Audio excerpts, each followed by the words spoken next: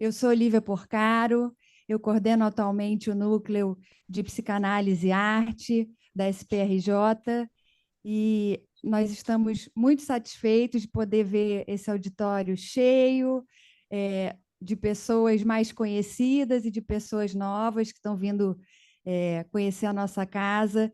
Isso é motivo de muita satisfação para nós, nessa sexta-feira à noite. E aos que estão em casa também nos prestigiando, alguns mais perto, outros mais longe. É muito bom estar aqui. Bom, o evento de hoje ele abre a programação do nosso núcleo, né? E o nosso núcleo ele tem como missão fazer a ponte entre a sociedade psicanalítica e a comunidade na qual a gente está inserido, através do diálogo da psicanálise com a arte. E a gente sabe que Freud achava que era muito importante, né, que a psicanálise pudesse estar em contato, se abastecer das outras áreas do saber. Então, a gente está fazendo isso aqui. Queria agradecer a presença da Maria Eduarda, que tão gentilmente aceitou o convite, e da Sônia Moura, prata da casa, e queria falar algumas palavras, né, sobre o tema de hoje. O conceito de narcisismo ficou na cabeça de Freud por alguns anos, né? Por volta de 1909, ele acrescenta uma nota de rodapé sobre o narcisismo na segunda edição dos 3 ensaios da teoria da sexualidade, que é uma obra de 1905, seria editada novamente, e ele fala, aparentemente, de narcisismo pela primeira vez. E ele continua pensando nisso, né? Volta a falar de narcisismo no caso Schreber, tentando compreender a paranoia, e fala novamente em Totem e Tabu. Finalmente, né, no verão de 1913, de férias em Roma, que eu acho um dado bastante importante, ele começa a escrever o texto Introdução ao Narcisismo, ou sobre o narcisismo, uma introdução, dependendo da tradução que a gente for usar, que inclusive as duas são questionadas como traduções não tão boas, e que é publicada em 1914, né? Portanto, há 110 anos. Sobre esse texto, Freud escreve para Abraham, né? O narcisismo teve um parto difícil e traz todas as marcas de uma deformação correspondente. Então, é um texto denso, cheio de conceitos, né? É um texto que traz novas ideias, muitas novidades para a psicanálise e prepara, inclusive, o terreno para a segunda tópica freudiana. Fala até mesmo de como nós fazemos as escolhas amorosas, particularmente uma parte que eu gosto muito desse texto. Nesse artigo, então, Freud adiciona uma fase na teoria da libido, que é a teoria do desenvolvimento psicossexual, em que o investimento libidinal se volta para o eu. Essa fase estaria, então, entre o autoerotismo, quando o investimento pulsional se volta para o funcionamento de um órgão ou de uma zona erógena, e o amor objetal, quando a libido finalmente se dirige ao objeto. Vamos lembrar que Freud entendia as patologias como o retorno ou regressão a uma fase do desenvolvimento emocional infantil, onde aquele funcionamento característico era um traço marcante. Por exemplo, a gente pode pensar, né, um adulto com compulsão alimentar remetendo à fase oral, em que a oralidade é algo importante, constituinte e nada patológico na fase oral. O mesmo ocorre com o narcisismo. No momento inicial, no desenvolvimento infantil, temos o narcisismo primário, e Sua Majestade, o bebê, reina absoluta. E isso é o que é esperado na saúde. Mas há também, no campo da patologia, uma série de afecções de natureza narcísica. O narcísico age primordialmente segundo seus referenciais internos, sem se dar conta da autoridade, esperando que o outro dobre seus joelhos à sua majestade. Vive em descompasso com o que o cerca, padecendo de um desencontro com a realidade e causando sofrimento a quem o rodeia. Além disso, vivemos atualmente em tempos de intolerância à diferença, ao outro, ao que não nos é familiar, ao que desafia o conhecido. Parece estar mais fácil do que nunca olhar para o reflexo do lago do que olhar para o horizonte, olhar além, olhar junto. Cada um se sente criador de suas ideias, de seu mundo. Dar crédito aos originais donos das ideias nunca pareceu tão fora de moda. Cocriação, criar junto, fruir junto, junto com o diferente, parecem tarefas árduas hoje, em tempos de chat GPT. Em tempo, esse texto é meu, sem coautoria da inteligência artificial, mas em coautoria com tudo que eu aprendi aqui nessa casa. Ser criativo, ser espontâneo, sem medo, mas não sem cuidado, é um desafio nesses tempos narcísicos. E é meu desejo que a gente possa construir juntos aqui hoje uma agradável e inspirada conversa sobre Narciso. Vou apresentar nossas convidadas. Maria Eduarda Castro Magalhães Marques é graduada, mestre e doutora em História Social da Cultura pela PUC, foi diretora executiva da Fundação Biblioteca Nacional, é autora de inúmeros livros, entre eles Mira Schendel, A Estética da Expressividade Mínima, Homens de Negócio, de Fé e de Poder Político e Fio a Fio, publicado em 2022. Atualmente, faz a curadoria da exposição 1654, sobre a rendição dos holandeses, para o Museu do Estado de Pernambuco. Atua ainda como autora e curadora independente.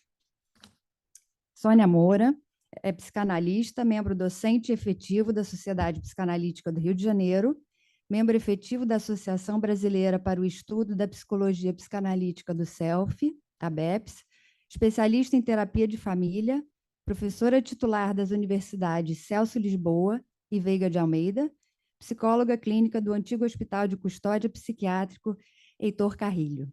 Nós vamos começar com Maria Eduarda. Teríamos 20 minutos de conversa, mas teremos meia hora, e depois meia hora para a gente conversar um pouquinho.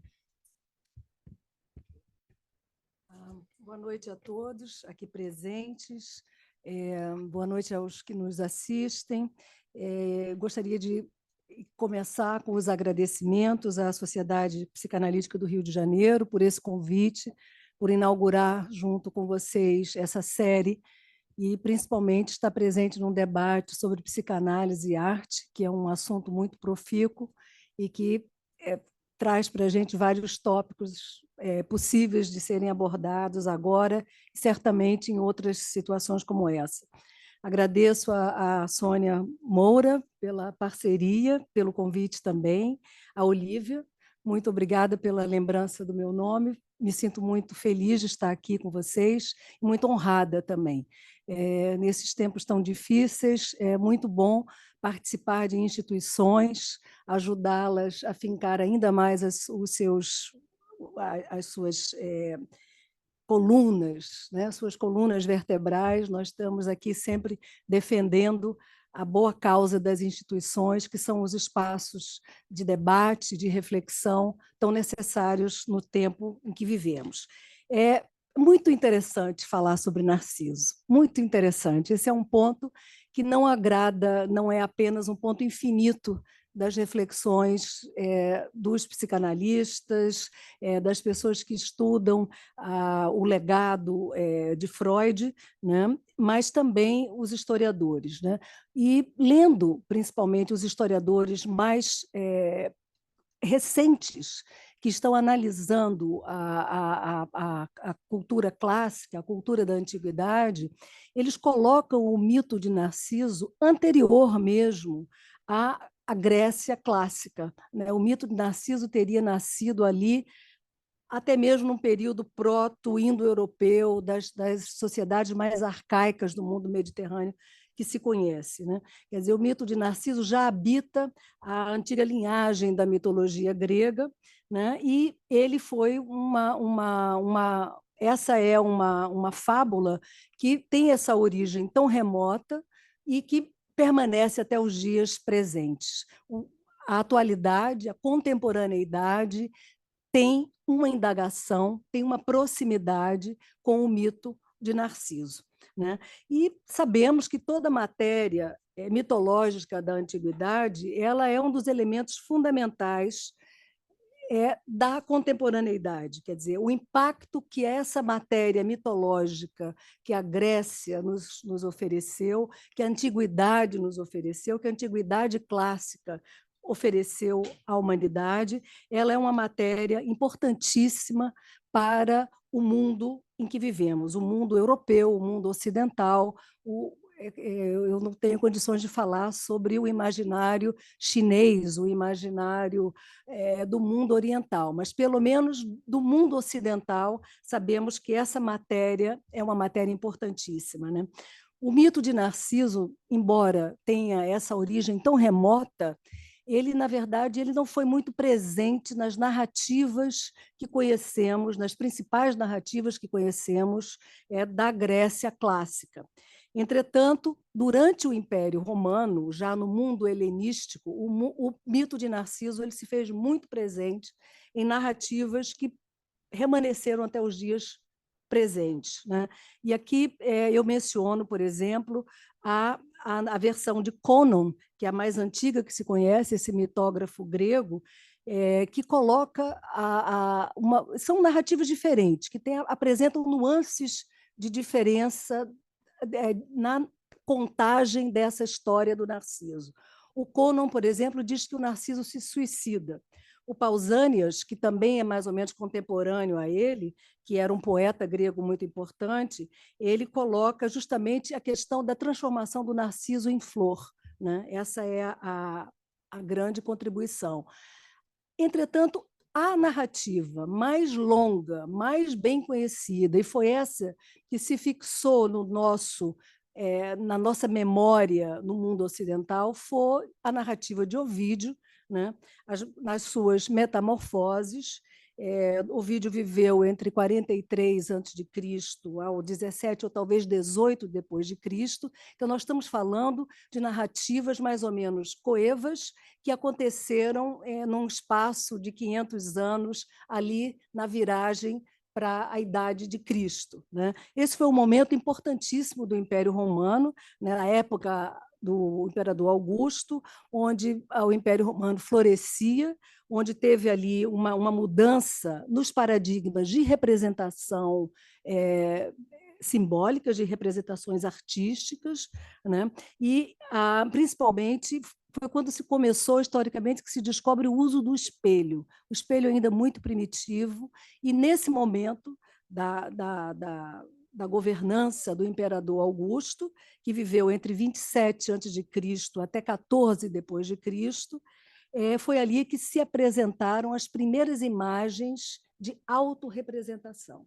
Então, a gente vê que o mito de Narciso, desde esse momento originário até o que nós vamos ver, o momento da contemporaneidade, sempre esteve ligado à questão da autorrepresentação, à questão de um sujeito que, de uma forma ou de outra, se apresenta para um espelho ou para um espelho de um lago. As primeiras... a narrativa de Ovídio, nós vamos voltar a ela em diversos momentos, foi a narrativa canônica, a narrativa mais apreciada e lida e relida por todos pintores e por alguns literatos, desde a Idade Média, desde a Antiguidade Clássica até os dias presentes, até o século XX, com certeza, né? Então, a versão de Ovídio sobre o mito de Narciso é a versão talvez mais romântica, mais completa, em que aparece uma figura fundamental, que é a figura da ninfa Eco, né? Em Ovídio, Narciso se apresenta, o mito de Narciso, a fábula de Narciso, se apresenta humana, profundamente humana. Em Ovídio, o que se tem é uma dimensão humana e uma história de uma paixão, a paixão não correspondida, a todas as complicações de uma paixão não correspondida, né? E essa versão é uma versão universal, é uma versão que coloca a inquietude do amor, a inquietude da impossibilidade do amor, que aparece muito em Ovídio. E a versão de Ovídio ele foi a versão canônica, de novo, e um paradigma importantíssimo da cultura ocidental, né? Então, em Ovídio, nós temos a passagem, né, que os grandes humanistas do Renascimento, eles sorveram muito e divulgaram muito a versão de Ovídio depois de um momento durante a Idade Média, onde o mito de Narciso, a história do mito de Narciso e suas representações ficaram muito adormecidas, porque sabemos que na Idade Média, né, prevaleceu uma luta contra o politeísmo, a instalação do monoteísmo, principalmente depois da queda do Império Romano, em 476, vemos, então, que todo o sentido de beleza era algo transcendental que levava a Deus. Toda a produção artística estava muito voltada para as representações das escrituras bíblicas, né, e o caráter majoritariamente religioso que esse mundo medieval colocou para nós. Quer dizer, a instalação do monoteísmo, a luta para prevalecer uma perspectiva religiosa monoteísta, num certo sentido, fez adormecer o mito de Narciso, considerado um pecado da vaidade. Até então, a antiguidade via Narciso como o exemplo de uma fábula voltada à vaidade, voltada ao autoculto, né? E, nesse sentido, Narciso foi, durante a Idade Média, absolutamente obliterado.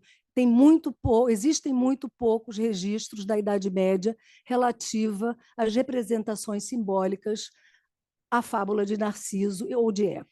Entretanto, as primeiras pinturas, as primeiras imagens, e aí eu peço para que possamos já mostrar, as primeiras imagens de Narciso encontradas, que conhecemos, justamente foram imagens encontradas em Pompeia, né? Como sabemos, Pompeia é uma excelente janela, né? que podemos, a partir daí, conhecer o que foi o Império Romano, e, no caso, a Antiguidade Romana. Então, é muito interessante observar. Esse foi uma das últimas pinturas murais relativas à figura de Narciso, que foi encontrada em 2019. Eu trouxe essa para vocês, que foi encontrada na casa de Leda, uma casa linda, grande, e que é justamente um espaço de pinturas eróticas, né? Narciso estaria sendo aí representado até pela função do seu dorso, pela posição do seu dorso e sua visão para baixo. Narciso aparece sempre nas representações buscando se olhar, né? Buscando se olhar no espelho d'água ou no próprio espelho. Então, aí em Pompeia, encontramos nesse sítio arqueológico, né, que foi destruído e, ao mesmo tempo, preservado para a gente a partir da erupção do Vesúvio em 79 depois de Cristo. Então, essas pinturas de Pompeia datam até de 2000 anos antes de Cristo.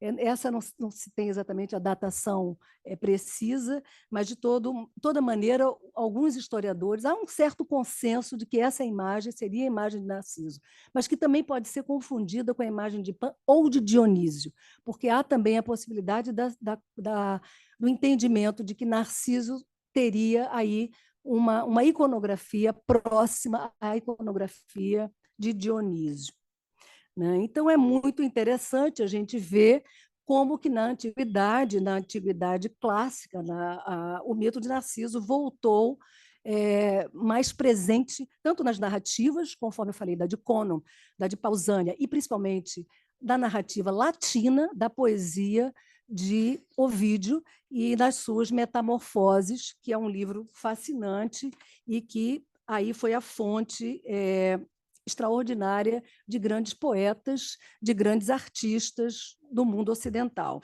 Durante o Renascimento é que, efetivamente, o mito de Narciso renasce para nós, né? Então, a gente sabe que o mito de Narciso renasce justamente num ambiente cultural em que o sujeito se apresenta no drama da sua individualidade, né? Que é o indivíduo que toma consciência de si mesmo, em si mesmo, perante si mesmo, durante o Renascimento, né? E a arte do Renascimento transparece e mostra uma sensibilidade para a grande fábula de Narciso, né?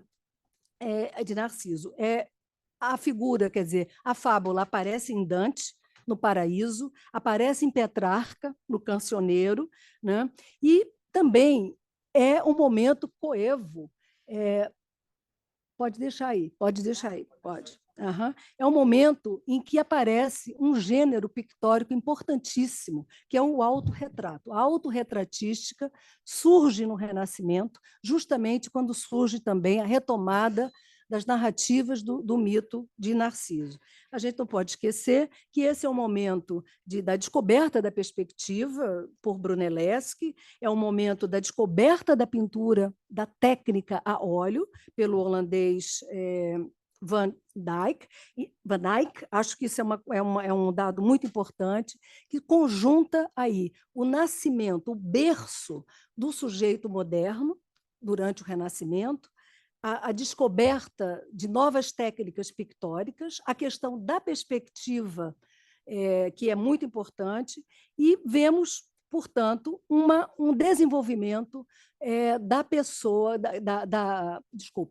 do mito do Narciso, sendo retomado principalmente pelos grandes humanistas do Renascimento, uma releitura desse grande patrimônio narrativo sobre o Narciso. O Narciso do Renascimento aparece ligado aos temas da caça, aos temas da nudez e, principalmente, ao tema do espelho. Também não vamos deixar de considerar que as representações pictóricas do Narciso também estão ligadas ao espelho. Nesse momento, em Veneza, a técnica de produção do espelho de cristal foi também refinada. Então, é muito interessante a gente observar isso, quer dizer, a questão do espelho acompanha esse desenvolvimento, assim como também a questão da identidade, quando é colocada a questão da identidade do sujeito moderno. O Narciso, a fábula do Narciso, está sempre relacionada a esses elementos culturais que são muito importantes. É do Renascimento a observação que eu acho lapidar do Leon Battista Alberti, o grande teórico do Renascimento, que ele diz que o inventor da pintura foi Narciso. O que é a pintura, senão o ato de abraçar, por meio da arte, a superfície da água? Então, é genial essa observação que o Alberti faz, ligando o nascimento da pintura à própria imagem da fábula do Narciso ao pé do lago, né? Próximo ao lago. Então, a partir de 1600, é quando, historicamente, a gente situa as principais e mais fabulosas imagens do Narciso, do mito do Narciso, seja ele o mito completo de Ovídio, com a presença de Eco, com a presença da flor amarela, que representa a morte e a metamorfose de Narciso, morto em flor, né? Seja a presença do lago, do olhar, da questão do olhar, e principalmente a questão do gestual. Então, a partir de 1600, é que nós vamos ver surgir na arte contemporânea ocidental, né? Há umas figurações sucessivas de Narciso que eu identifiquei, pelo menos, até o início do século XX. Né? Eu trouxe alguns exemplos aqui para vocês, não são todos, naturalmente, porque não teríamos tempo para isso, mas a partir de 1600 a gente vê aí que as figurações sobre o mito de Narciso apresentam algumas características que você olha e você identifica com muita facilidade essa iconografia relativa a Narciso. Uma gestualidade elementar, uma tentativa dessa figura de pegar algo que não está ao seu alcance.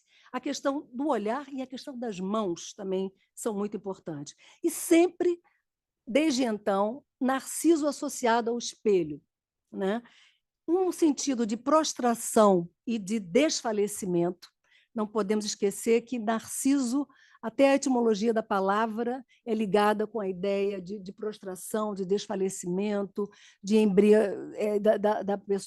dele estar embriado, não é embriado a palavra, inebriado com um certo torpor, né? Um certo torpor narcótico, né? Silêncio, semblante terrificante, imobilidade também, principalmente, e a cabeça, a ideia também da cabeça, a cabeça como um óvalo do próprio bulbo da flor amarela do narciso, que para muitos seria também a flor da morte, né? Outros também acreditam, eu achei muito interessante conhecer essa parte da ideia da flor do narciso, né? Ela seria essa flor amarela, que é uma flor que a gente aqui chama de lírio, o lírio amarelo, lírio liríope, a mãe de Narciso. Talvez aí viesse a ligação com o nome. Mas, de toda maneira, é muito bonita a ideia da morte e da flor, porque tem a morte e tem também o renascimento nessa flor que surge, seja na cabeça do Narciso, chega no lago onde Narciso se mira, próximo a Narciso, etc.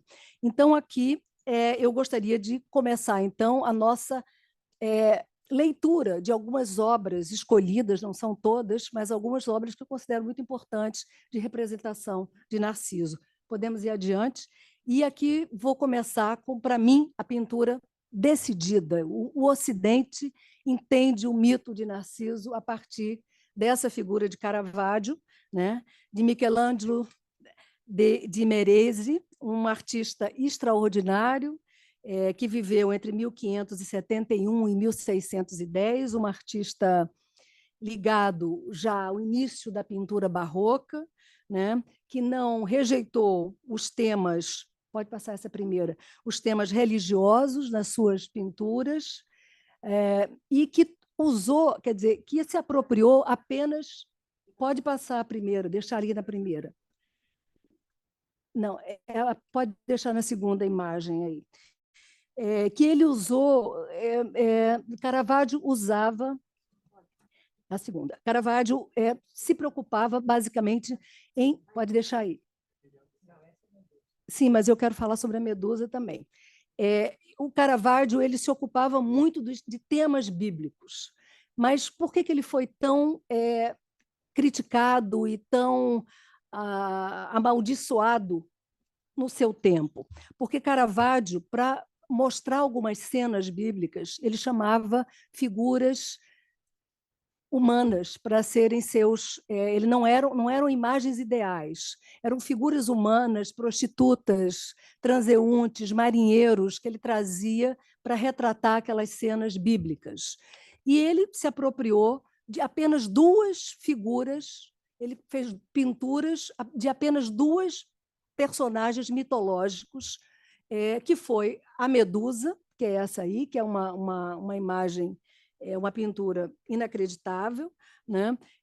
E que também se relaciona, de alguma forma, com a figura do Narciso, dependendo de como você busca a compreensão da figura do Narciso, e também a figura do Narciso, que foram pinturas que ele fez já na sua vida em Roma, que foi talvez considerada a fase áurea, quando Caravaggio vivia lá na corte romana, já protegido por uma grande figura que seria um banqueiro chamado Vincenzo Giustiniani, e também protegido pelo cardeal Francisco Maria della Monte, que conseguiu, pela sua proteção, que Caravaggio convivesse com todos os artistas que estavam em Roma ali naquele momento, e principalmente com poetas, e, no caso específico, o Giambattista Marino, que foi um poeta que ficou muito próximo de Caravaggio na sua vida romana e que fez uma longa poesia, uma longa descrição poética do mito de Narciso. Então, é muito apropriado pensar que a pintura do Caravaggio sobre o Narciso teve um diálogo muito forte com este poeta romano ali instalado. Caravaggio inaugura a pintura barroca. Caravaggio representa a quintessência da pintura barroca, principalmente na sua utilização do claro e escuro, né? das técnicas do claro e do escuro, que ele sabia usar muito bem, e também, principalmente, pelo seu chamado tenebrismo. As suas figuras eram assustadoras e ele transformava com rudeza as deformidades, etc. essa pintura, que é uma coisa extraordinária, né? Deixa aí. Essa pintura extraordinária, que é uma das obras mais conhecidas de Caravaggio, é considerada a mais bela obra referente ao mito de Narciso, e essa é uma obra singular, né? Essa figura, nessa pintura, Caravaggio remete menos à fábula de Ovídio. Claro que Ovídio foi um paradigma, mas ele aí não pinta a fábula, ele não tem a flor amarela, ele transforma o Narciso numa figura que está consigo mesmo, né?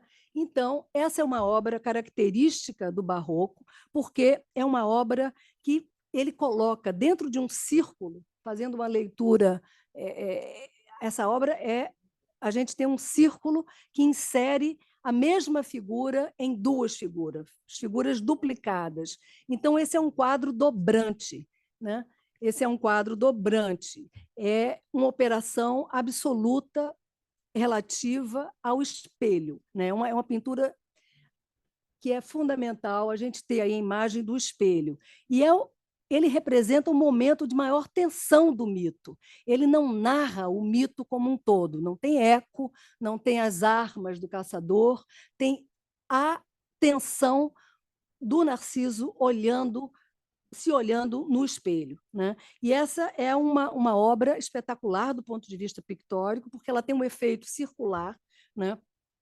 A relação do primeiro plano com o segundo plano duplicado, o jogo de espelho, né? As dobras, que isso é uma característica da pintura do Barroco, a questão das dobras, né? A questão de uma pintura que se repete, a possibilidade de repetição das imagens, e do espelhamento. De novo, conforme a gente falou, a pintura do Narciso, a imagem do Narciso sempre ligada à questão do espelhamento. Passando, mas a gente vai voltar para ela ainda, para uma tela, pode passar a próxima, mas ainda voltamos para essa tela porque a gente tem muito a problematizar e refletir sobre isso, de um outro pintor lindíssimo, chamado pintor filósofo, que por quem eu tenho uma preferência extraordinária, um pintor também do classicismo do século XVII, que é Nicolas Poussin. Poussin viveu entre 1594 e 1665. E é muito interessante porque ele dizia que Caravaggio nasceu para destruir a pintura e que ele não sabia compor uma história. Então, em Poussin, é justo o oposto de Caravaggio. Então, a gente viu que Caravaggio é um artista que representa a estética barroca. Poussin, ao contrário, representa a estética clássica, classicista, né? E é um pintor extraordinário, conforme eu disse a vocês, é chamado o pintor filósofo, e essa é uma das primeiras obras em que ele ilustra a figura de Eco e Narciso, inclusive o Puto também está ali presente, né? Numa paisagem idílica, né? Então, é uma aparição elegíaca da figura e, principalmente, reforça o mito de Ovídio, né? Ele põe em destaque a figura de Narciso. Entretanto, o que mais está presente nessa obra não é a questão do espelho, não é a questão da figura replicada de Narciso no lago, não, no espelho d'água. É só mostrando a diferença dessa composição clássica, por excelência, com relação ao Narciso que a gente viu, né? Aqui é o predomínio das linhas retas, não tem o sentido de circularidade que a gente viu na obra de Caravaggio. O reflexo da água é muito discreto, é o predomínio das linhas retas e, principalmente, aí em Poussin, há uma narrativa. Ele está colado na narrativa de Ovídio sobre a fábula, né? E que é completamente diferente do que foi a apropriação que Caravaggio fez, principalmente do mito do Narciso, né? Então, é interessante a fidelidade do Poussin ao Ovídio e como foi uma operação completamente inversa da operação que fez o Caravaggio. O Caravaggio mostrando uma obra em dobras, uma obra que se desdobra quase num díptico, né? Completamente diferente de uma tradição classicizante. Em Caravaggio, o Narciso está vestido com as roupas da sua época. Em Poussin, ele remete às vestimentas clássicas. Tem toda uma tradição do discurso em Poussin que não estava colocado em Caravaggio. Em Caravaggio, havia ali uma questão do simbólico. Em Poussin, é mais uma questão mais do emblema, né? Então, nós vemos em Poussin toda a iconografia da fábula narrada por Ovídio, diferente de Caravaggio. Mas eu tenho a certeza que todas as pessoas que estão aqui, todas as pessoas que estão em casa, quando pensam na imagem do Narciso, pensam na obra do Caravaggio. O que eu gostaria de dizer é que existem duas pinturas mais ou menos coevas relativas à imagem de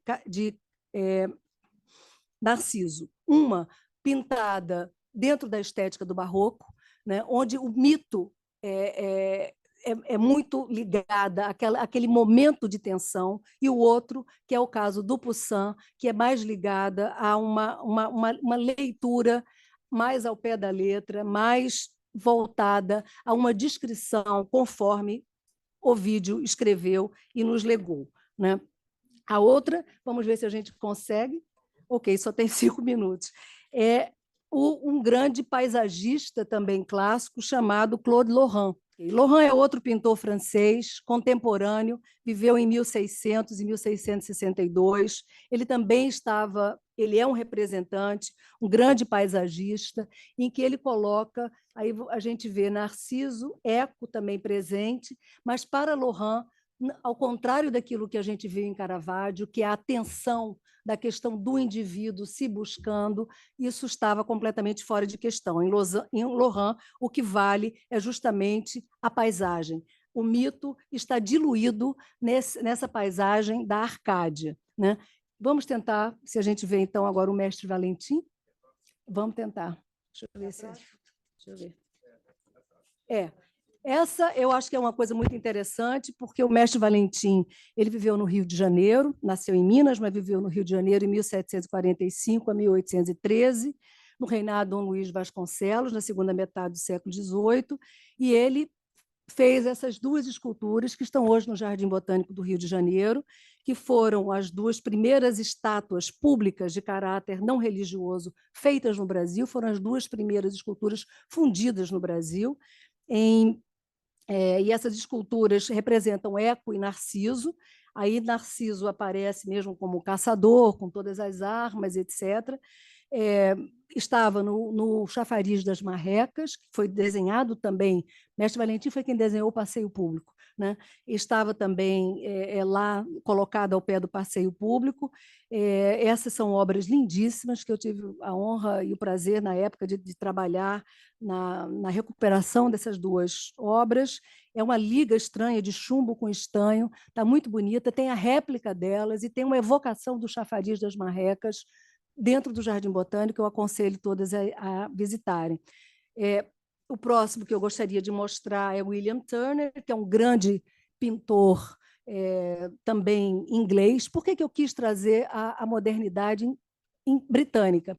Porque falamos muito que o mito de Narciso estava relacionado a uma latinidade, a um perímetro do Mediterrâneo, né? Na verdade, o mito de Narciso ele percorreu todas as culturas, e principalmente na Inglaterra, o romantismo inglês ele foi sensível à fábula de Narciso. É por isso que eu trouxe essa imagem do Turner, que também foi um grande paisagista, e essa obra é uma obra muito importante, porque é considerada como um dos pontos altos da pintura mitológica de Turner, né? Então, ele projeta uma cena de muita melancolia, onde essas cores escuras da paisagem estão colocadas, e a figura de Narciso não tem a centralidade que teve em Caravaggio, né?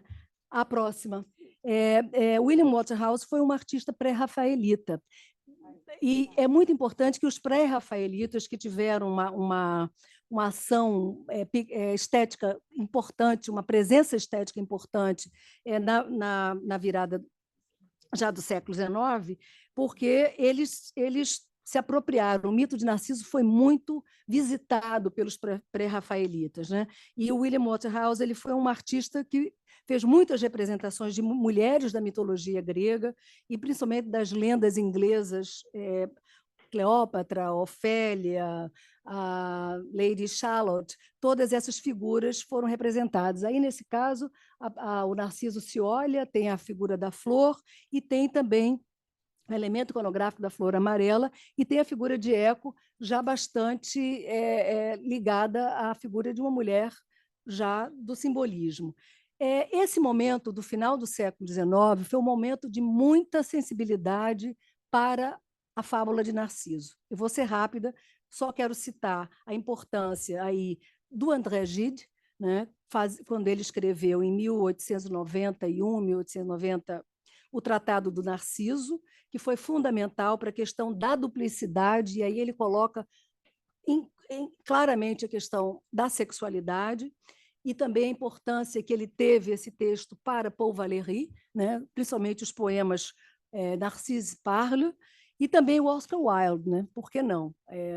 O retrato de Dorian Gray nada mais é do que a relação de um jovem Dorian com seu retrato, né?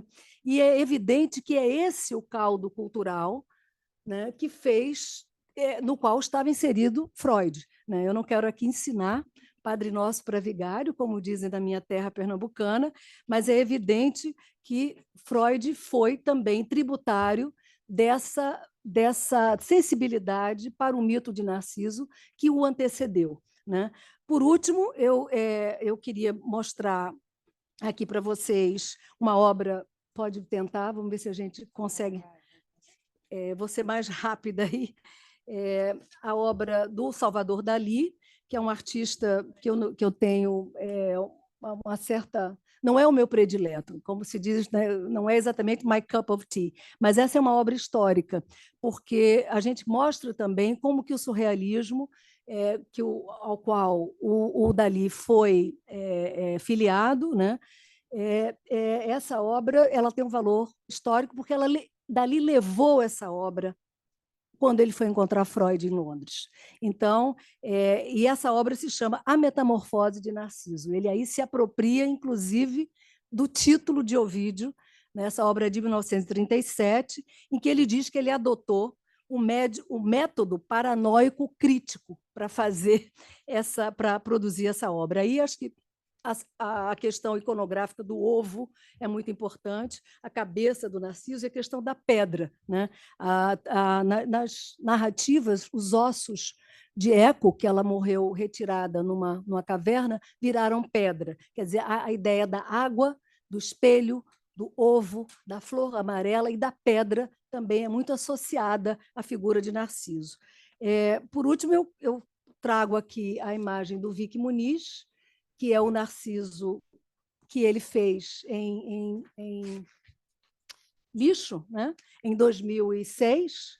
O Vic fez uma homenagem ao... Na verdade, o Vic fez duas homenagens ao Caravaggio, né? Por aí a gente vê como o Caravaggio essa obra é forte, né? O Vic Muniz, que todos conhecem, ele revisitou tanto a Medusa do Caravaggio, por isso que eu fiz questão de trazer a Medusa, e ele fez a chamada Medusa marinara, que ele fez a Medusa em macarrão com ketchup e depois fotografou aquilo, e aquilo foi, de alguma forma, capa do New York Times, né, do Vic Muniz. O Caravaggio foi um pouco posterior, foi feito também com lixo, também fotografado, e ele consegue dar o sentido de duplicidade, de espelho, que a gente falava da obra anterior, né? Então, a questão do... E eu trago aqui, quer dizer, uma fala do Vic, porque o Vic diz que o Caravaggio, que quando ele fez essa pintura, Narcissus After Caravaggio, é esse o título, ele diz que não é só uma homenagem a Caravaggio, é porque ele queria também dizer o quanto que a questão do narcisismo é presente nos dias atuais. Então, eu só queria deixar para vocês aqui uma ideia do Narciso digital, que é o que estamos vivendo, né? Principalmente a partir de 2004, quando as redes sociais foram criadas, né? em 2012, a questão é que os iPhones de segunda geração transformaram aquelas imagens como algo instantâneo que podia ser circulado de forma instantânea.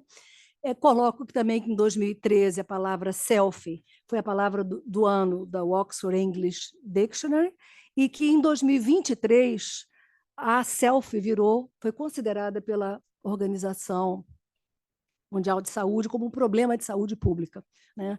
Muitas pessoas, principalmente do sexo feminino, estão morrendo para tentar tirar selfies em abismos, montanhas, cachoeiras, etc. Para encerrar, eu deixo aqui, vou narrar para vocês um pequeno trecho do André Gide, que eu acho que é muito bacana e que permanece como uma coisa dos nossos tempos, embora tenha sido escrito há mais de um século. Não há mais ribanceira nem fonte, metamorfose ou flor que se mire. Não há nada senão um solitário narciso, apenas sonhador, fechado numa pose de escultura. Ele se inquieta com a inútil monotonia da hora e, indeciso, seu coração se interroga. O que ele quer, enfim, é saber a forma da sua alma.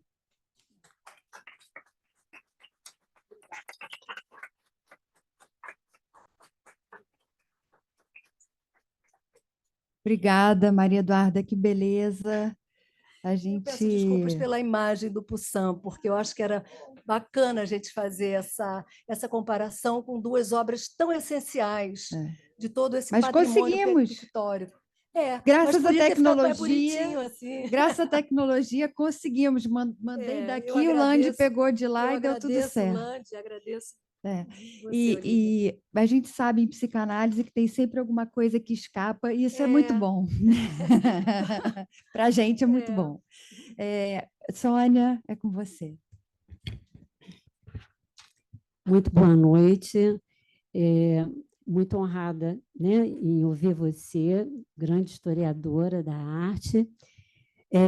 Fico honrada e agradecida pelo convite do Núcleo de Psicanálise e Arte da SPRJ para participar dessa mesa de discussão sobre o mito de Narciso e prestar uma homenagem ao conceito de narcisismo de Freud, que este ano completa 110 anos. Pretendemos explorar as contribuições de Freud, vou mais um pouquinho me aprofundar, porque a Olivia já trouxe uma partezinha, para o entendimento da psique humana, em particular a evolução da teoria do narcisismo, que desempenha papel fundamental na compreensão do eu, das relações interpessoais, do desenvolvimento psicológico e da psicopatologia moderna. O mito de Narciso é uma das narrativas mais célebres da mitologia grega e serviu de inspiração à história da arte, da literatura e da psicanálise, assim como ao entendimento dos transtornos mentais. Contaremos esse mito segundo sua versão mais conhecida, como Maria Eduarda nos trouxe, aquela apresentada pelo poeta romano Ovídio na obra Metamorfoses. É importante que a gente saiba que o mito não se restringe a uma única versão, na qual todas as outras possam ser distorcidas, e o Lévi-Strauss, ele fala que uma coisa que eu achei interessante no meu estudo é que o mito não é exclusivo de uma sociedade onde ele se originou, não é? Mas ele se difunde entre diferentes culturas e, ao longo do tempo, ele vai se transformando, se modificando. Daí vai ser o meu trabalho aqui com vocês. Eu vou contar a lenda de Narciso, porque muitos não o conhecem, e eu tentei fazer um resumo para que a gente possa entender as minhas conclusões. Entender também a parte que Freud vai se basear nesse estudo. Segundo a lenda, Narciso nasceu da ninfa Liríope, que havia sido violentada por Céviso, portanto estuprada, né? Deus dos lagos. Angustiada com o destino de seu filho, nascido em meio a circunstâncias tão adversas, Liríope buscou o conselho do sábio Tiresias, que era o vidente. Este lhe assegurou que Narciso teria vida longa desde que jamais se deparasse com a sua própria imagem, ou seja, desde que evitasse conhecer a si mesmo. Num dia de caça na floresta, o jovem Narciso foi surpreendido por Eco, uma ninfa sentenciada a ecoar as últimas palavras proferidas por outros. De repente, ela correu em sua direção e estendeu os braços para ele. Afaste essas mãos que se estendem para abraçar, ele respondeu. Morrerei antes de dar-lhe poder sobre mim. Ao sentir-se rejeitada, a desamparada Eco recolheu-se ao interior da floresta, recusando-se a comer e a beber. Com o passar do tempo, sucumbiu à morte, porém sua voz persistiu, dando origem ao fenômeno do eco. Depois do ocorrido com Eco, Narciso continuou a desprezar todos que ousassem tentar conquistá-lo. Certo dia, uma ninfa clamou aos deuses por punição a Narciso, e esta veio pelas mãos de Nêmesis, a deusa da vingança na mitologia grega, que o condenou a se apaixonar por um objeto que lhe fosse inatingível, a própria imagem refletida em uma fonte. Isso aconteceu durante um passeio pelo bosque, quando Narciso encontrou uma fonte de água cristalina e, ao se debruçar sobre ela para beber, sem se dar conta de que se tratava do próprio reflexo, viu um belo jovem que olhava diretamente para ele. O deslumbramento foi tão grande que Narciso não conseguiu parar de olhar para aquele misterioso rapaz. Acabou apaixonando-se, porém, logo veio a decepção. Seu amor não era correspondido. Profundamente abatido, Narciso cessou de alimentar-se e de se hidratar, acabando por falecer junto à beira da fonte. Assim, se consumou o destino profetizado por Tiresias, envenenado pelo próprio olhar. No local de sua morte, brotou uma flor amarela e branca, conhecida hoje como a flor de Narciso. Que é essa? Nós temos várias nuances dessa flor, com cores lindas, né? Com nuances de amarelo. Inclusive, encontrei na internet uma que era rosa. Queria trazer para vocês, mas a nossa secretária procurou em alguns lugares, eu também, e não conseguimos encontrar. Bem, continuando.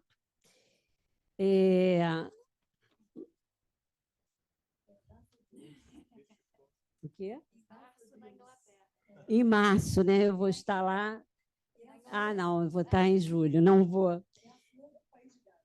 É a flor do País de Gales. Bom, este conto ancestral tornou-se ponto focal na obra de Freud, representando para ele não apenas uma narrativa mitológica, mas um símbolo intrínseco da compreensão da natureza humana, em especial no que diz respeito ao conceito de narcisismo como estágio normal do desenvolvimento, no qual o indivíduo se concentra em si mesmo e busca a satisfação de seus desejos e necessidades. Desenvolvimento do conceito de narcisismo.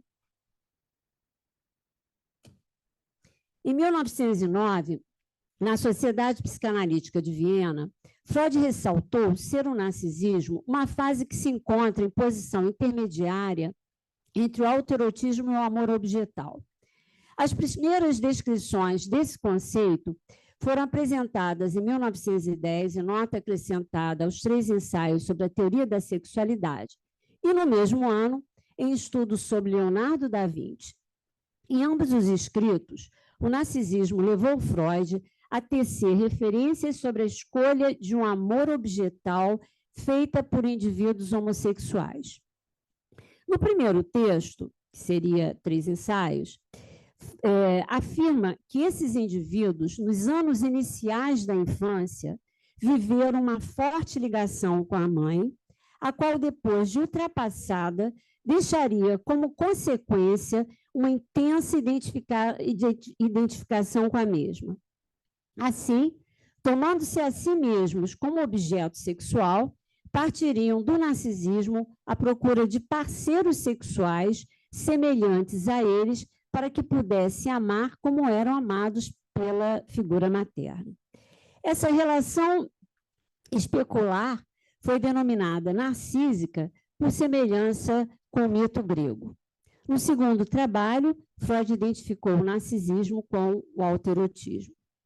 Quer dizer, no primeiro, né, o outro é o espelho dele mesmo, não é? Não existe uma relação ainda, naquele momento, objetal, com ele próprio, né? Então,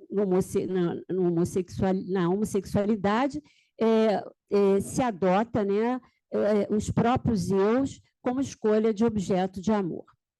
Bom, continuando.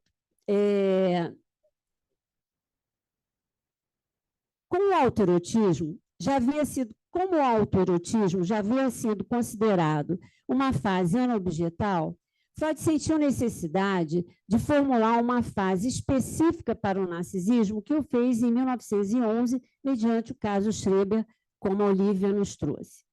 Ao se referir à importância do desejo homossexual no desenvolvimento da paranoia, acabou concebendo como fase necessária e imprescindível do desenvolvimento da libido, intercalada ao autoerotismo e ao amor objetal.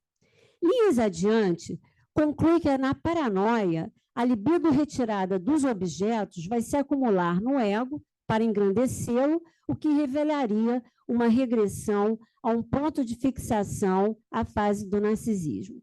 Nestes casos, encontra o próprio ego como seu objeto sexual. Observamos aqui que Freud apreende o conceito de narcisismo no contexto evolutivo emocional do ser humano, bem como seu significado regressivo. O ponto de vista do narcisismo como etapa do desenvolvimento da libido se manteve em 1913, tanto em A Disposição à Neurose Obsessiva, quanto em Totem Tabu.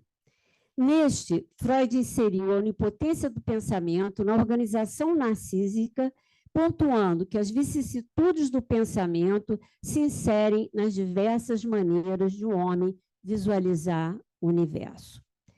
Percebemos nesses estudos a inserção do narcisismo como uma organização permanente e vemos também a constituição do ego ocorrendo simultaneamente à formação do narcisismo. A teoria do narcisismo, entretanto, logrou sua plena autonomia em 1914 na obra Sobre o Narcisismo, uma introdução, trazendo, no sentido mais revolucionário da palavra, avanços nos estudos da psicanálise. A rigor, este foi, sem dúvida, um dos mais importantes e profícuos trabalhos de Freud. A partir dele, surgiram mudanças substanciais, tanto nos aspectos teóricos relativos à constituição e ao funcionamento do aparelho psíquico, quanto na elucidação das enfermidades narcísicas, apesar de essas reformulações não terem sido acompanhadas por igual desenvolvimento na teoria da técnica. Não obstante, através da análise do sintoma da megalomania nas esquizofrenias, que Freud mencionou pela primeira vez o narcisismo primário e o narcisismo secundário. O primeiro designava a fase inicial em que a libido estaria investida no ego, e o segundo consistia no retorno da libido ao ego, retirada dos investimentos objetais. Adiante supôs que o ego não poderia existir desde o início, mas deveria ter se desenvolvido por intermédio da adição de uma nova ação psíquica ao autoerotismo, a fim de provocar o narcisismo. Essa nova ação psíquica seria a síntese das pulsões sexuais que estavam de uma maneira desorganizada na fase do autoerotismo.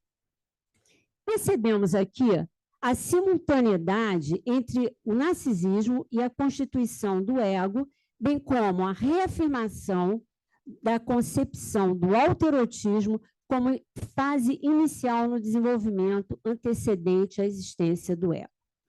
Ao abordar o narcisismo primário das crianças, Freud conclui que é através da atitude dos pais para com os filhos, de uma supervalorização destes, que se torna possível apreender que tal comportamento nada mais é do que a expressão da vivência e reprodução do próprio narcisismo parental há muito abandonado.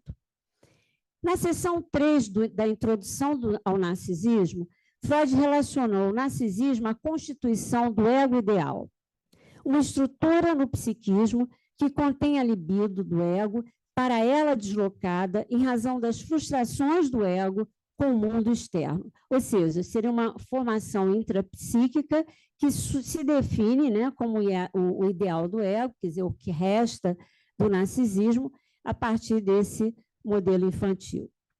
Novamente, foi mostrada a incapacidade do homem no sentido de renunciar à satisfação antes desfrutada, ou seja, a perfeição narcísica de sua infância.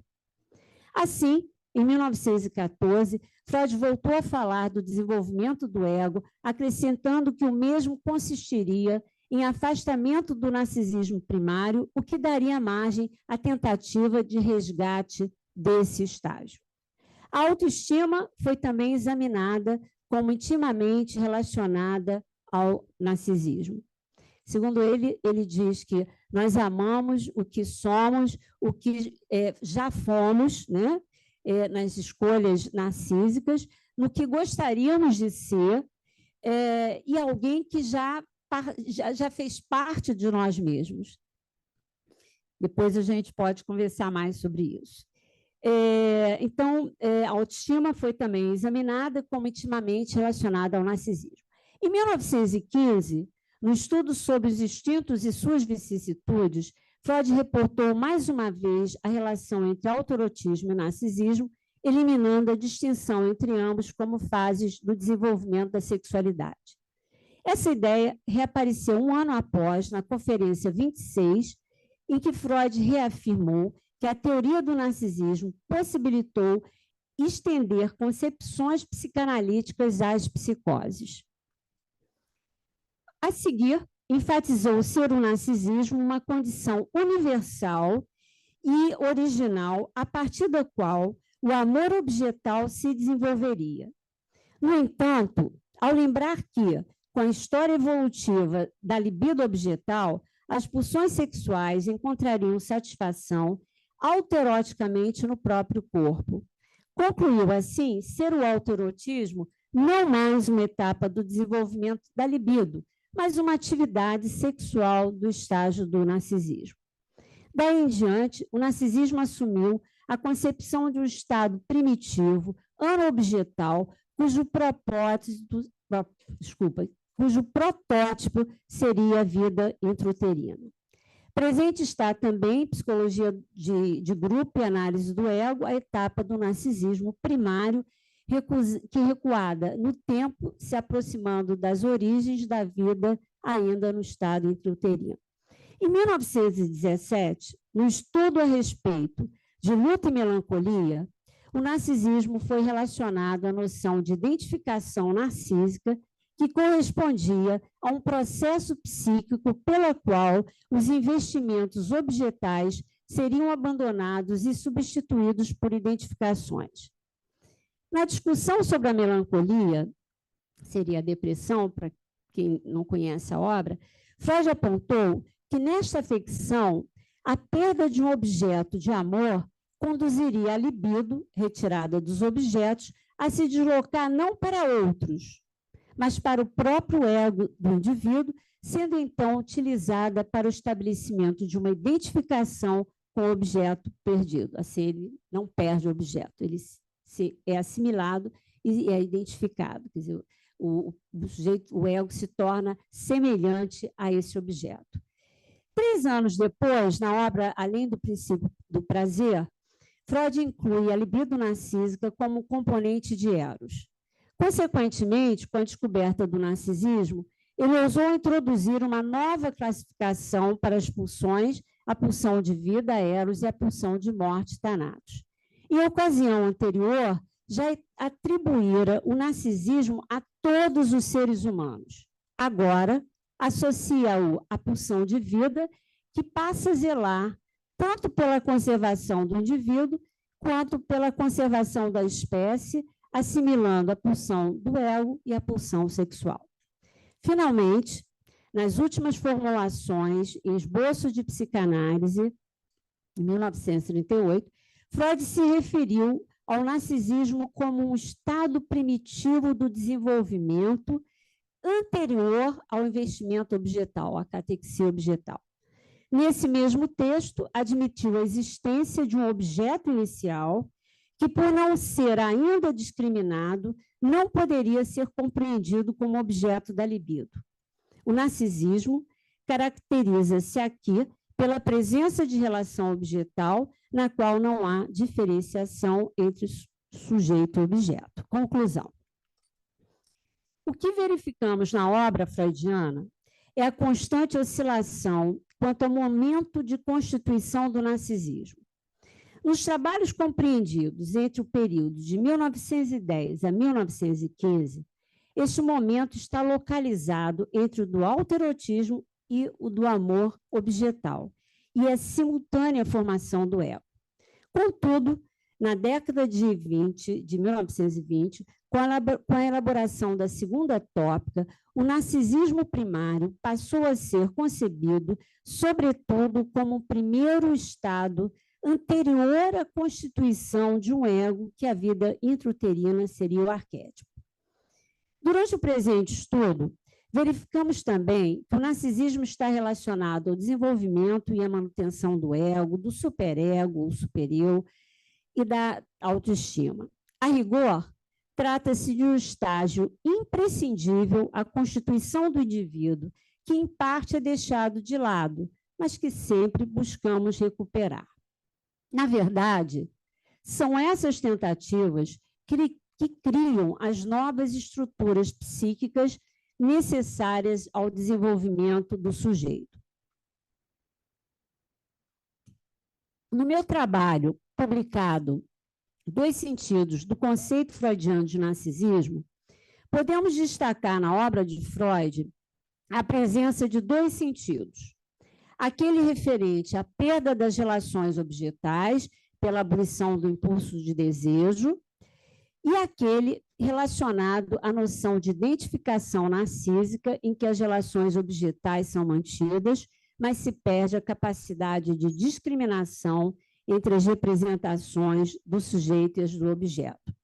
Esse segundo sentido é citado por Nunes e Nunes, que foram dois grandes psicanalistas aqui da nossa sociedade, o Portela e a Clara Helena, né, que no artigo, esse segundo sentido que eu abordo no meu trabalho, ele escreveu no artigo Psicanálise da Personalidade Narcísica.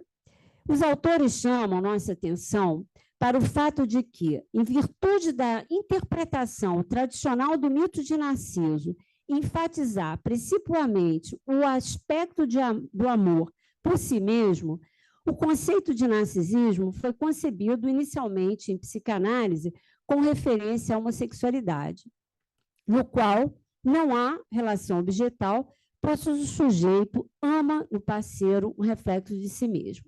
Entretanto, observam que todas as versões antigas do mito de Narciso fundamentalmente enfatizam a indiscriminação. As tentativas de redefinição da teoria do narcisismo têm sido numerosas. Não obstante, observamos a dificuldade quanto a realizar uma interpretação sintética dos estados descritos por Freud como narcísicos. Desde o surgimento do conceito de narcisismo na obra de Freud, muitos desenvolvimentos ocorreram. Nos trabalhos de Melanie Klein, ele não ocupa muito espaço, assim como no dos pós-kleinianos. A exceção é de Rosenfeld, e Corrute, cujas postulações teóricas o narcisismo adquire relevância. O estudo dos mitos em geral, e o de Narciso em particular, tem sido útil no desenvolvimento da teoria psicanalítica, que, por outro lado, tem dado importantes contribuições para a compreensão do conteúdo inconsciente dos mitos. Narciso tornou-se o símbolo do individualismo, do egoísmo e do excesso do amor próprio. O mito também nos leva a refletir que o excesso de vaidade e a falta de empatia pelos outros podem trazer prejuízos às relações interpessoais, mostrando as consequências negativas de um ego inflado e focado em si mesmo, levando à solidão e à insatisfação. Outra interpretação defende que Narciso não se contenta em amar e ser amado pela Eco e demais ninfas. Apenas a própria imagem, o idêntico, lhe satisfaz. A rejeição por todas que o desejam evidencia o medo e o distanciamento diante do desejo do outro, que é percebido não como ocasião para relacionar-se, mas como um subterfúgio e uma tentativa de aprisioná-lo. Neste mito, poder, posse e controle são elementos importantes. Talvez para evitar a repetição das perdas infantis, da escravização, do controle sobre o seu desejo e sobre o sequestro de sua identidade, Narciso agiu como se todas as ninfas não tivessem outro desejo a não ser vingar Liríope das ações brutais de Céfiso. Será que ele morreu não apenas por ter se apaixonado por si mesmo, mas por ter escapado das ninfas cujo controle ele temia tanto? Ou, como questiona Dupresne, a morte de Narciso seria decorrente da falta de um objeto primário narcisisticamente vestido que serviria de apoio para sua identidade primária e seu ego ideal? Durante muito tempo, os analistas acreditavam, como Freud, que as personalidades narcísicas eram inanalisáveis pela ausência da transferência. Aliás, eu tiraria de Freud, né? Muitos analistas, não Freud, porque Freud fala das psicoses, não é? E os outros autores mais atuais falam dos transtornos de personalidade narcísica, que é diferente das psicoses, das esquizofrenias, parafrenias que Freud trabalhou. Então, vou reler. Durante muito tempo, os analistas acreditavam que as personalidades narcísicas eram inanalisáveis pela ausência da transferência. Contudo, trabalhos analíticos mais recentes mostraram que a ausência de uma expressão de transferência é, com maior frequência, sinal de uma transferência mais arcaica. Para amar o semelhante ou diferente, é necessário renunciar à imagem narcísica de si mesmo. É importante que nós, analistas, possamos sentir empaticamente a dor de Narciso, a dor narcísica, vivenciada por todos os analisandos, não apenas aqueles que têm perturbações narcísicas. É importante que deixemos de ser eco, que apenas repete as últimas palavras dos outros, das teorias, sem dar a escuta necessária para que essa dor seja percebida e comunicada.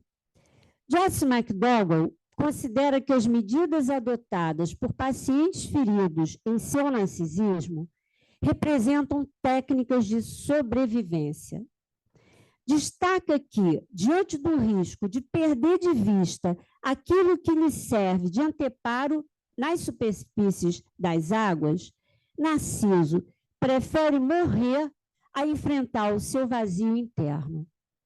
Para salvaguardar seu equilíbrio narcísico, institui um arranjo particular em sua relação com o outro, afastando-se do mundo dos outros, vivido como uma ameaça para tão frágil equilíbrio. Finalmente, não estaria Narciso procurando, junto à fonte que lhe foi confiscado, seus próprios estados internos para serem reconhecidos e traduzidos a fim de constituir sua identidade? Apenas assim lhe seria possível uma vida de criação e de desejo, portanto, capaz de efetuar transformações. Por sua vez, Cristeva admite que, se Narciso realmente conseguisse contemplar sua imagem, reconhecendo-a como sua e entrando em contato com a própria verdade, conseguiria construir um espaço psíquico e se tornaria um sujeito. Em consequência, como nos diz Bergel, morreria Narciso e nasceria Édipo. Muito obrigada.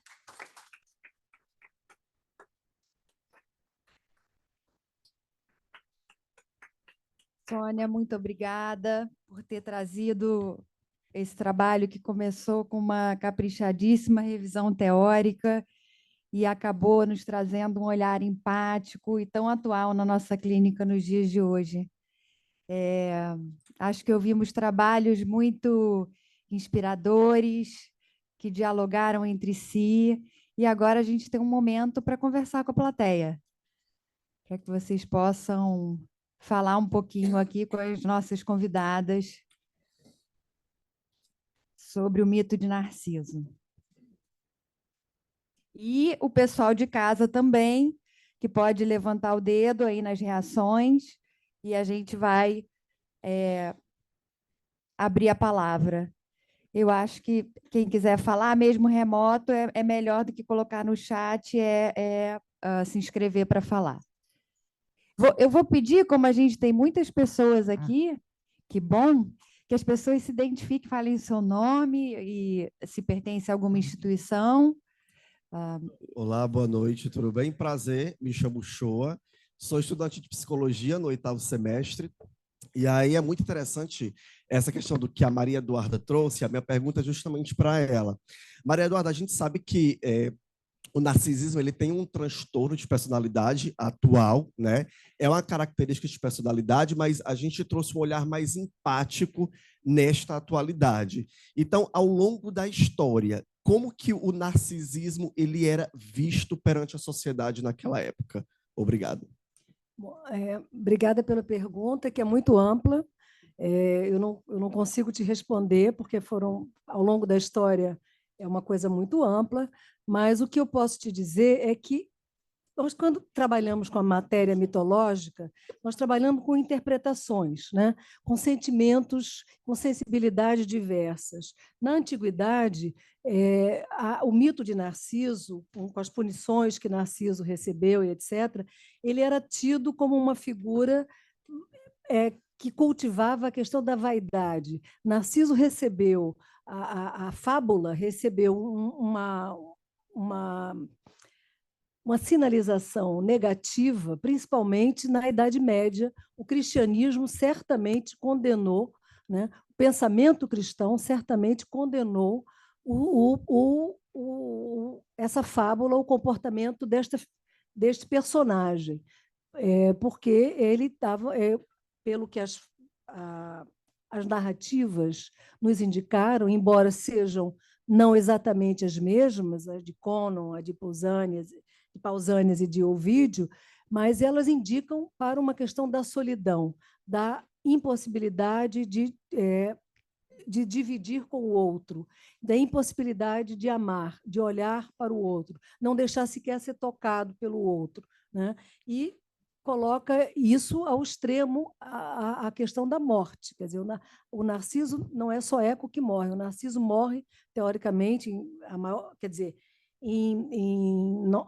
na maior parte, ele morre de inanição à beira do lago, ou ele pode morrer também de ter se suicidado. Então, na verdade, o mito de Narciso ele carregou, ao longo da história, um sinal negativo Entretanto, eu acredito que a mística cristã acirrou esse sinal negativo, trouxe a esse sinal negativo uma moral, acrescentou a essa leitura uma moralidade que nós carregamos até pelo menos depois do Renascimento, né? E acredito que essa leitura de Narciso sempre intrigou ao pensamento, aos pensadores e aos artistas, aos escritores ou aqueles intelectuais que foram buscar na antiguidade essa mística. Então, a impressão que me dá é que é uma fábula que é presente, que ela é recorrente, ela se renova, como ela se renovou no simbolismo, como ela se renovou no romantismo, como ela se renovou no surrealismo. Era essa nosso esforço aqui, de mostrar justamente como esse mito sobrevive. Eu acho que a Sônia falou isso muito bem colocado, quer dizer, a matéria mitológica é como se fosse uma massa, que ela vai se amoldando com os caldos culturais e interpretativos dos diversos momentos, né? Eu falo aqui basicamente do mundo ocidental, do mundo grego em diante até nós, né?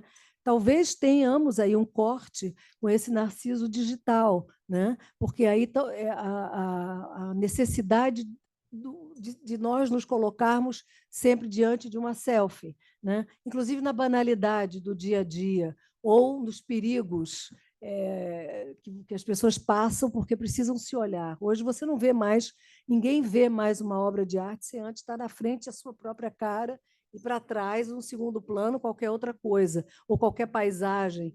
Eu já vi gente tirando selfie à beira de uma lata de lixo, mas é a vida. Então, talvez esse Narciso tenha aí se modificado no mundo digital, mas, de qualquer maneira, eu acho que o grande corte teria sido com a mística cristã, para tentar lhe responder aí.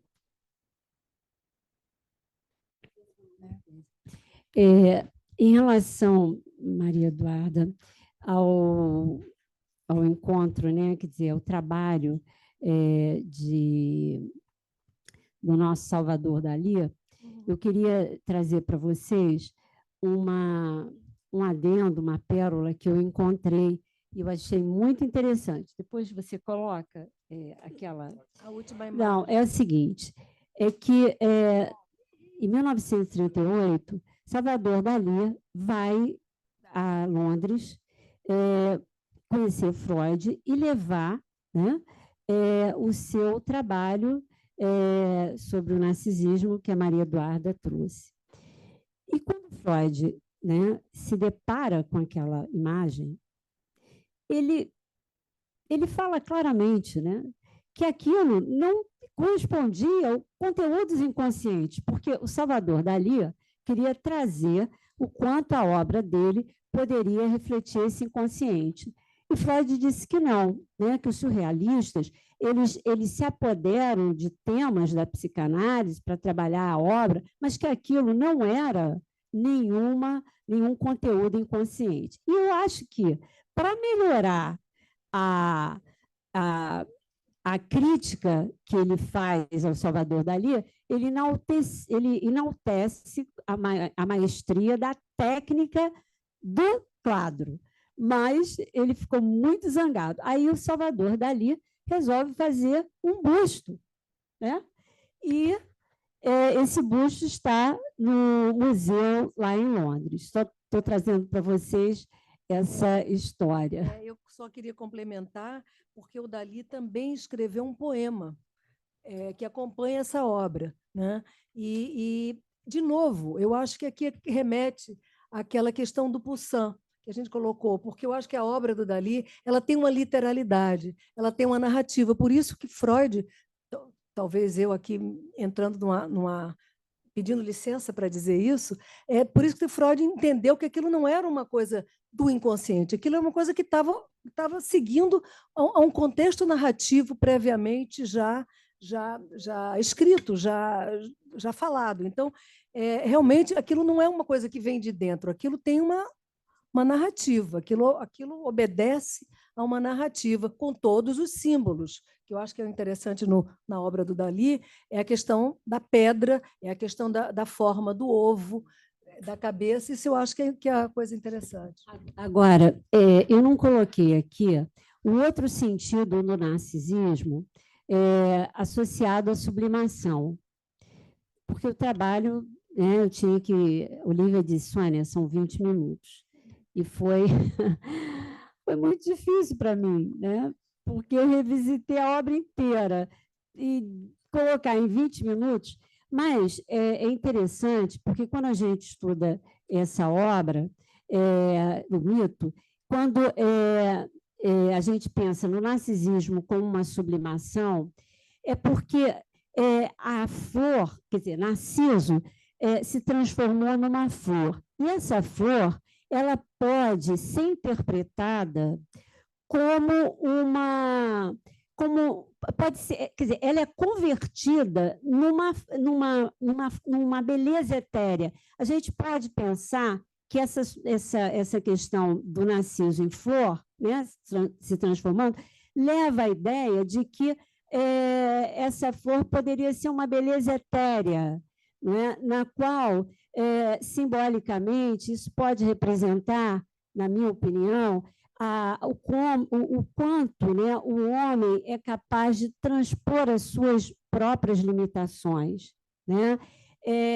Talvez a gente possa pensar que o homem, né, possa ter a capacidade de ser humano, quer dizer, que o homem pode ser um sujeito que se reinventa a qualquer momento, a todas as horas, né, a todos os momentos, essa flor.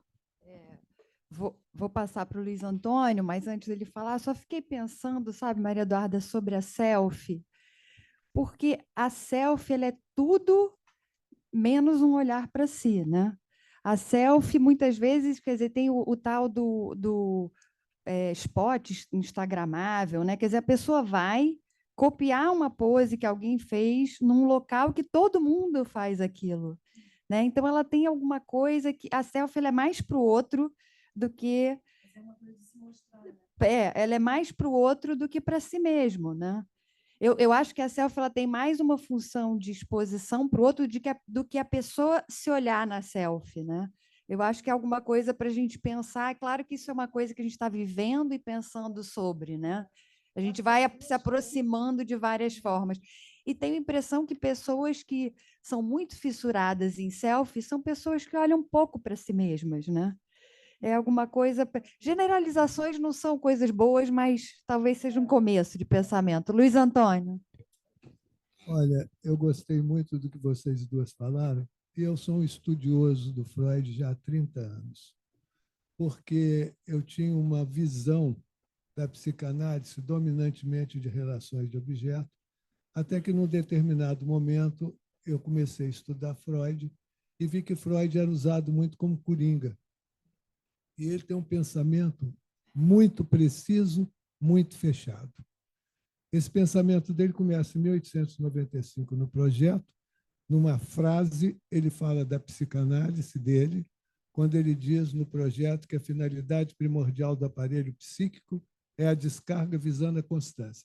Lembrei muito do Caravaggio, que ficava, né, que tinha hora que ficava, né, e sempre muito bom. Depois, ele diz o seguinte, que a finalidade do psiquismo é a descarga, secundariamente, torna-se uma comunicação. Alguém experiente ao atender o desamparado torna o dependente ético. Nisso, o Freud fala em duas energias e funda a base do pensamento dele, que é a metapsicologia, que é o quê? A repressão orgânica e o anaclitismo. O anaclitismo são as duas energias, que a primeira ele define como pulsão, que é um trabalho corporal ao psiquismo de trabalho, que vira uma comunicação que a gente vê no nascimento de uma criança, que a mãe, ao atender, desperta outra energia, que é a libido, que é a sexualidade. Muito bem, quando você falou nisso, eu fiquei pensando, né? Narcisismo para Freud. Narcisismo para Freud se dá na fase do falos, na menina e no menino, não há diferença. quando ele toma a si como prazer para sair do elemento fundante, que ele chama de descarga interna, e depois ele chama de angústia primária e angústia do nascimento, berço do instinto de morte, que no anaclitismo apresenta-se como agressão. Aí eu fiquei pensando, quando você falou nisso, e eu via, né, que um deles é dominantemente pela qualidade, pela economia, como Freud diz, que a metapsicologia econômica, dinâmica e topografia. Uma dessas, a dominância fundante, se é do instinto de morte, no narcisismo, quando ele traz para si o prazer para sair do instinto de morte, não é isso? Se é dominante, ele não vai usar muito, então vai dominar. Que o Freud fala num conceito que pouca gente usa, que quando estabelece o narcisismo primário, complemento libidinal do egoísmo, ego primordial, traz o sadismo primordial, fundamental, e o masoquismo primário. Então, eu achei isso muito bom. E eu sou de opinião que o Freud tem um pensamento fechado. Ele vai fazendo pequenas alterações, tanto que depois ele escreve Problema Econômico do Narcisismo, que ele diz uma coisa fundamental na oralidade. Quando a alimentação não está presente, o bebê chupa o seu dedo. Berço do simbolismo, berço da ambivalência, berço da bissexualidade, que hoje a gente está vendo LGBTQIA+, que são identidades psíquicas. Então, eu penso que nós devíamos, e eu falo isso dentro de uma instituição psicanalítica, e volta e meia eu estou falando isso, voltar a um estudo muito sério do Freud, que ele não aceita relações de objeto. Foi ótimo o Ferenczi levar adiante, porque Ferenczi adianta as patologias para antes do complexo de Édipo, e ele trabalha no complexo de Édipo. Se não houvesse o narcisismo primário, haveria escolha objetal narcísica do narcisismo secundário? Escolha homossexual. O ego é uma abstração eminentemente corporal. Ele é igual a mim, eu sou igual a ele. Ele tem o anaclitismo, tem a mulher, que é a escolha depois da homossexualidade, não como regressão para fazer defesa de não resolução do Édipo. Então, ele vai partir, pegar o anaclitismo e forma, então, o complexo de Édipo. Herdeiro do narcisismo primário e do narcisismo e do complexo de Édipo, que é o superego. Então, eu acho que nós precisamos dar uma precisão ao Freud, e você mostrou isso muito bem no seu trabalho. Como os pintores, como os que interpretam, eles vão mostrando, porque quando o homem... Aproveita que é raro. Quando o homem... Olha, quando eu sou de opinião que... Esse elogio é raro. Quando eu chamo de repressão orgânica, é o animal de 4 que ficou de pé. Perde o olfato e ganha o visual. Cria-se 3 coisas: repugnância, moralidade e vergonha. Então, eu acho que essas coisas são fundamentais para se pensar em Freud. Mas adorei vocês, achei formidável, e faço uma observação. Novas conferências introdutórias, conferência 34. Tiram pedaços da minha teoria e formam outras teorias. A importância da mãe... Ele se afastaram... Está me cutucando agora, né? Não, mas eu estou tá bom, Luiz Antônio. Estou falando, é uma contribuição, respondendo a contribuição que vocês me deram. Você me agradou demais, e ela eu já conheço de longas datas. Que bom. E gosto muito de ver os trabalhos dela, que também são muito bons. Parabéns bom. A todos. Eu agradeço. Obrigada. São os artistas. Vou só passar para considerações finais para a gente encerrar. Já? Temos mais inscritos? Aspásia levantou a mão? Quem? Vamos lá. Não.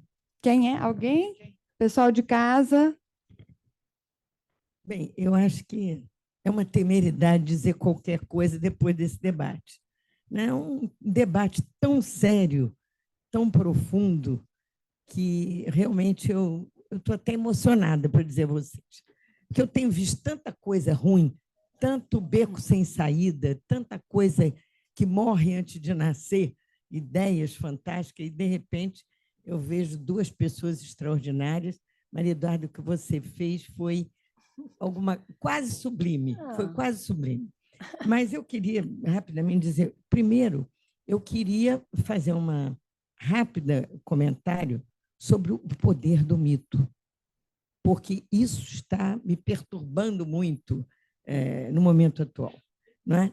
O mito é uma coisa tão abstrata, tão irreal e, ao mesmo tempo, tão concreta, tão profunda e permanente.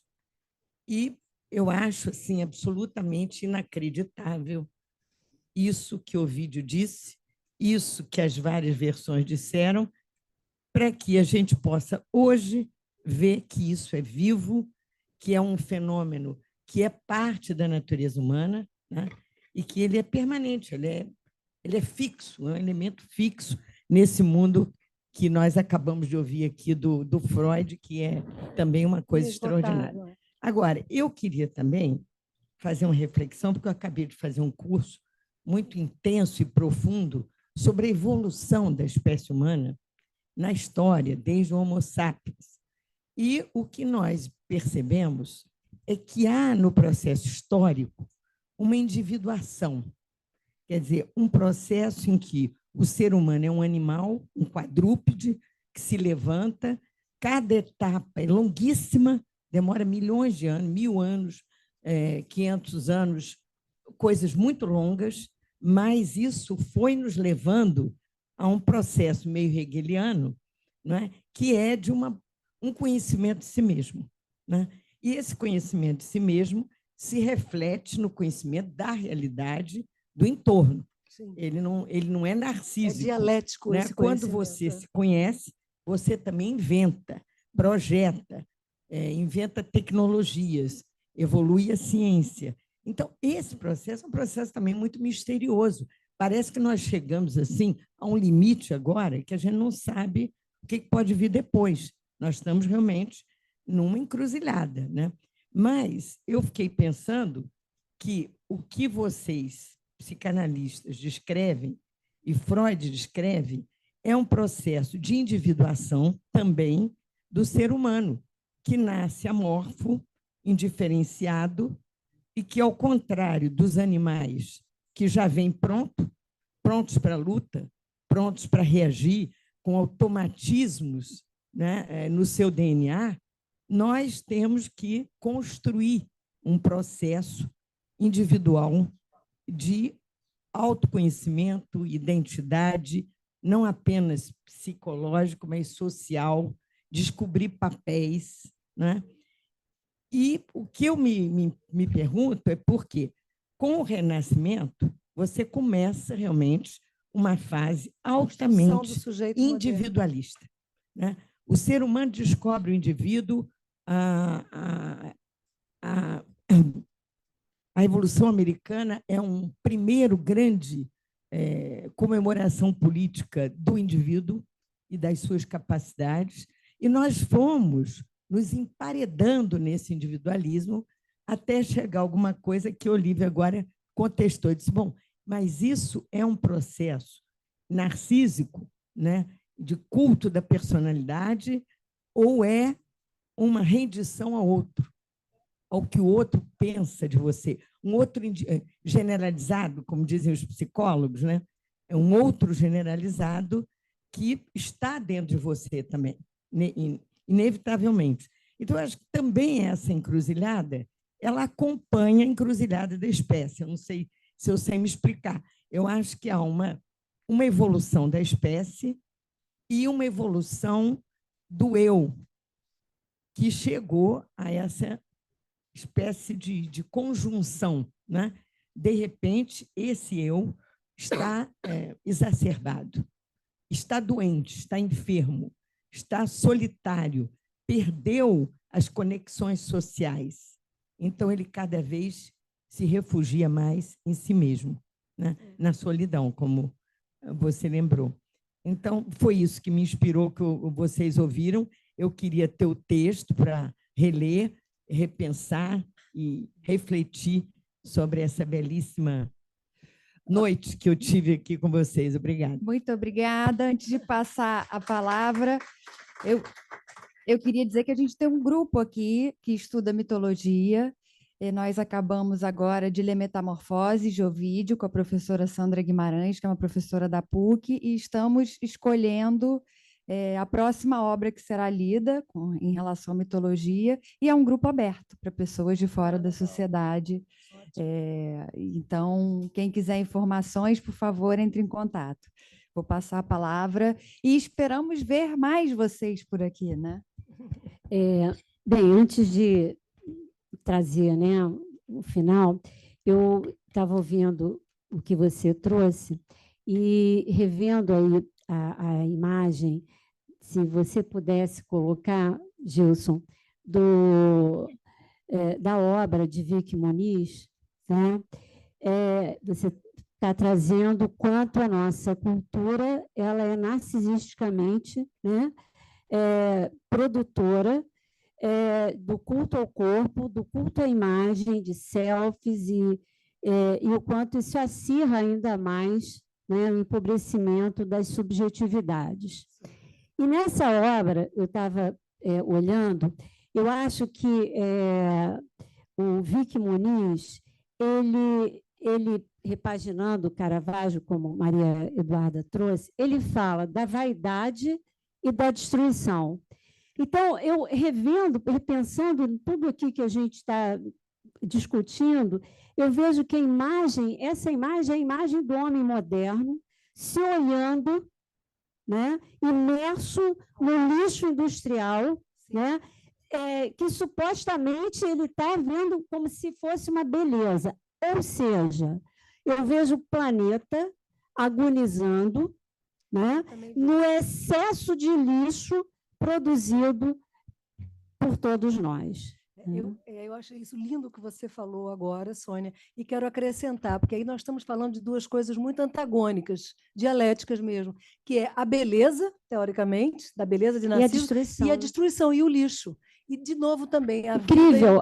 A crítica que ele faz e o trabalho dele, ele mexe com tudo, material de sucata, né, Maria Eduarda? Já teve uma exposição ele usa ketchup. Eu ia trazer uma foto do Freud que ele fez com chocolate. Sim, Freud com chocolate. A Medusa, que coisa! dele, essa que foi a capa do New York Times, ele pegou macarrão gelado, fez com o macarrão os cabelos da Medusa e botou ketchup em cima também, aquilo depois é fotografado. Quer dizer, nós estamos falando aqui da criação de imagens, né? Já de uma imagética diferente do que estávamos tratando de pinturas, de narrativas pictóricas muito... nós estamos falando aqui também da morte da pintura, talvez, né? Mas que é muito interessante também, porque são expressões da vida incrível, que incrível. Peraí, o pessoal que está em casa, microfone ali, Bárbara, por favor. Pode tirar. Só um minuto para o pessoal que está em casa te ouvir. Olha, quando você falou isso, Sônia, o Vicky Muniz tem um trabalho do Freud chamado Civilização e seus Descontentes, também chamado Mal-Estar na Civilização. Não? E ele diz que uma das características da civilização é a limpeza e a beleza.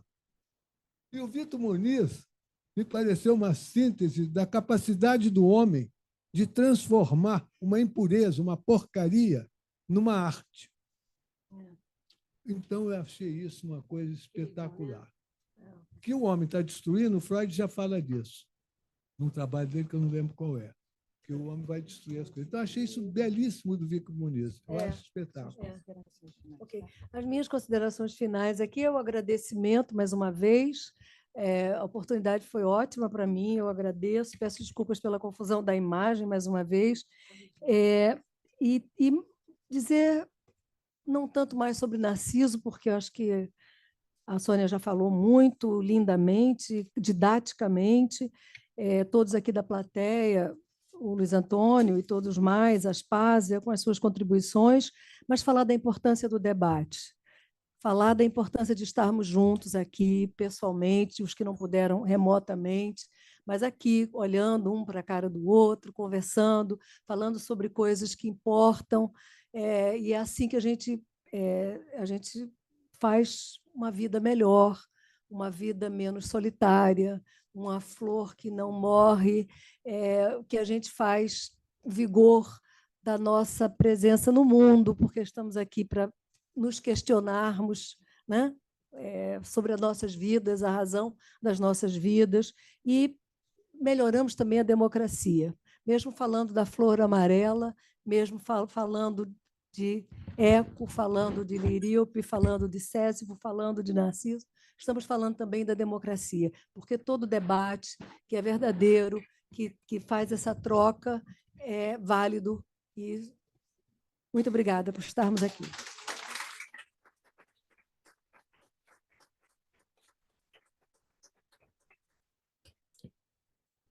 Obrigada. Bem, eu também quero agradecer a todos que estão virtualizados, meus alunos, meus amigos, meus colegas, a todos aqui presentes, né? Vocês não imaginam a honra de estar aqui debatendo um tema tão atual, junto com a Maria Eduarda, que eu tive o prazer de conhecê-la. Agradecer a Olívia e aos meus alunos, né, monitores que estão aqui também presentes. Eu gostaria de deixar uma última mensagem, principalmente para aqueles que pretendem abraçar essa teoria psicanalítica, né, estudar a psicanálise. O objetivo da psicanálise, em Freud, né, é entender o homem e libertá-lo. Não classificá-lo, coagi-lo, mas reconhecer a sua autonomia e respeitar a sua liberdade. Por quê? Porque quanto mais cresce a liberdade do homem, mais ele se humaniza. E o nosso mundo atual é o que mais precisa. Muito obrigada.